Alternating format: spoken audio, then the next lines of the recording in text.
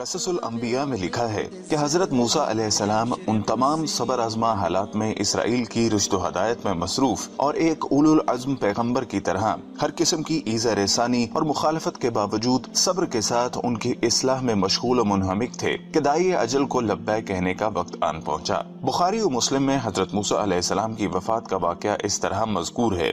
حضرت ابو ہریرہ رضی اللہ تعالیٰ عنہ فرماتے ہیں کہ جب حضرت موسیٰ علیہ السلام کی وفات کا وقت قریب آیا تو موت کا فرشتہ ان کی خدمت میں حاضر ہوا اور کہا، اجب ربک، اپنے پروردگار کی جانب سے پیغام اجل کو قبول فرمائیے۔ حضرت موسیٰ علیہ السلام نے اس کے منہ پر تماچا رسید کر دیا جس سے ان کی آنکھ پھوٹ گئی۔ تب اس نے دربار الہی میں جا کر شکایت کی کہ تیرا بندہ موت نہیں چاہتا، اور یہ کہ اس نے تماچا رسید کر دیا۔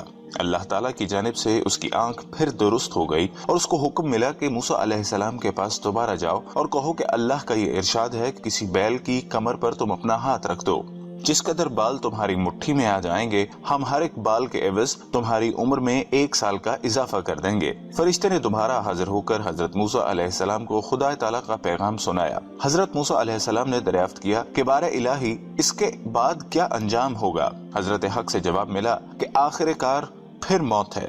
تب حضرت موسیٰ علیہ السلام نے عرض کیا کہ اگر طویل سے طویل زندگی کا نتیجہ موت ہے تو پھر وہ شے آج ہی کیوں نہ آ جائے، اور دعا کی کہ اے رب العالمین اس آخری وقت میں ارض مقدس قریب کر دے۔ نبی اکرم صلی اللہ علیہ وسلم نے ارشاد فرمایا کہ اگر میں اس جگہ ہوتا تو تم کو موسیٰ علیہ السلام کی قبر کا نشان دکھاتا کہ وہ سرخ ٹیلا کے قریب اس جگہ دفن ہے۔ ضیاء کہتے ہیں کہ اریحہ میں سرخ ٹیلے کے قریب ایک قبر ہے جس کو حضرت موسیٰ علیہ السلام کی قبر بتایا جاتا ہے۔ دوسرے تاریخی اقوال کے مقابلے میں یہ قول صحیح ہے، اس لیے کہ میدان طیہ کے سب سے قریب وادی مقدس کا علاقہ اریحہ کی بستی ہے، اور اسی جگہ وہ قصیب احمر واقع ہے جس کا ذکر حدیث میں آیا ہے۔ فتح الباری۔ بخاری و مسلم کی اس روایت میں فرشتے کے ساتھ حضرت موسیٰ علیہ السلام کا جو معاملہ منقول ہے، ابن قتیبہ کے نزدیک وہ مادی حقیقت کے ساتھ وابستہ نہیں ہے بلکہ تخیلی و تمثیلی ہے۔ ہمارے نزدیک اس واقعے میں انسانی موت و حیات کے مسئلے کو ایسے انداز میں بیان کیا گیا ہے کہ جس سے اس سلسلے کی تمام ضروری اور اہم کڑیاں نمایاں ہو سکیں، یعنی یہ ظاہر ہو جائے کہ انسان اگر نبوت اور رسالت جیسے عظیم الشان منصب پر بھی فائز ہو تب بھی وہ بربنائے بشریت وہ موت کو غیر مرغوب شے سمجھتا ہے، مگر جب خدا اس پر موت کی حقیقت کو منکشف کر دیتا ہے اور واضح ہو جاتا ہے کہ موت کسی کی نزدیک محبوب شے ہو یا نامرغوب، مگر وہ انجام کار ایک نام بٹنے والا حکم ہے جس سے کسی حالت میں بھی مفر نہیں، اس لیے تمنا یہ نہ ہونی چاہیے کہ زندگی میں اضافہ ہو، بلکہ یہ آرزو رہنی چاہیے کہ زندگی کا جو لمحہ بھی میسر آئے وہ پاکی و بلند اخلاق کے ساتھ پورا ہو، تاکہ خدا تعالیٰ کی آغوش رحمت پا سکے اور موت حقیقی اور ابدی زندگی بن جائے۔ تو اب حدیث کے الفاظ کی تعبیر اس طرح کرنی چاہیے کہ حضرت موسیٰ علیہ السلام کی خدمت میں جب موت کا فرشتہ حاضر ہوا تو بشری شکل و صورت میں تھا۔ حضرت موسیٰ علیہ السلام اس کی اس حالت میں اس طرح نہ پہچان سکے جس طرح حضرت ابراہیم علیہ السلام اور حضرت لوط علیہ السلام عذاب کے فرشتوں کو ابتدا میں نہ پہچان سکے۔ حضرت موسیٰ علیہ السلام کو یہ ناگوار گزرا کہ ایک اجنبی شخص بغیر اجازت کیوں ان کی خلوت قدہ میں گھس آیا اور اس کو موت کا پیغام دینے کا کیا حق ہے، اور طیش میں آ کر منہ پر تماچا مار دیا۔ فرشتہ بشکل انسان تھا، لہٰذا بشری اثرات نے کام کیا اور آنکھ مجروح ہو گئی، مگر جس طرح عذاب کے فرشتوں نے آہستہ آہستہ حضرت ابراہیم علیہ السلام اور حضرت لوط علیہ السلام کو اپنی اصل حقیقت سے آگاہ کر دیا تھا، موت کے فرشتے نے حضرت موسیٰ علیہ السلام کو آگاہ نہ کیا اور فوراً غائب ہو گیا اور دربار الہی میں جا پہنچا۔ اللہ تعالیٰ نے اس کو پھر ملکوتی حیت سے واپس کر دیا اور وہ اس عیب سے بری ہو گیا جو بشری شکل و صورت میں آنکھ مجروح ہونے سے پیدا ہو گیا تھا۔ فرشتہ موت نے حضرت موسیٰ علیہ السلام کے خیالات سے آشنا ہوئے بغیر خود ہی یہ سمجھ لیا کہ حضرت موسیٰ علیہ السلام موت کے نام سے خفا ہو گئے اور وہ موت نہیں چاہتے، اور دربار الہی میں جا کر یہ شکایت کر دی کہ تیرا بندہ موت نہیں چاہتا۔ خدا تعالیٰ نے فرشتے کی غلط فہمی اور حضرت موسیٰ علیہ السلام کی جلالت شان دونوں کے اظہار کے لیے یہ طریقہ اختیار فرمایا کہ دوبارہ جاؤ اور حضرت موسیٰ علیہ السلام کو جا کر ہمارا پیغام سناؤ۔ ادھر فرشتہ پیغام حاصل کر رہا تھا اور حضرت موسیٰ علیہ السلام نے اجنبی شخص کے غائب ہو جانے پر فوراً یہ محسوس کر لیا کہ در حقیقت یہ معاملہ انسانی معاملات سے جدا دوسرے عالم کا ہے۔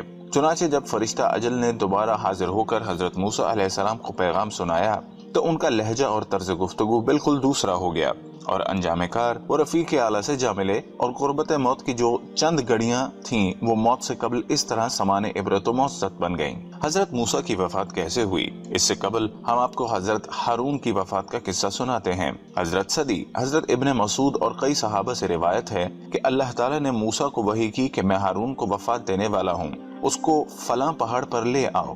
حضرت موسیٰ اور حضرت ہارون پہاڑ کی طرف چل پڑے اور وہاں پہنچ کر ایک عجیب درخت دیکھتے ہیں جو پہلے کبھی کسی نے نہ دیکھا، اور وہاں ایک خوبصورت پلنگ ہے اور پلنگ پر بستر بچھا ہوا ہے اور نہایت خوشبودار ہے، جس کو دیکھ کر ہارون بہت خوش اور متاثر ہوئے اور کہا کہ میں یہاں سونا چاہتا ہوں، مگر ڈر ہے مالک مکان آ جائے۔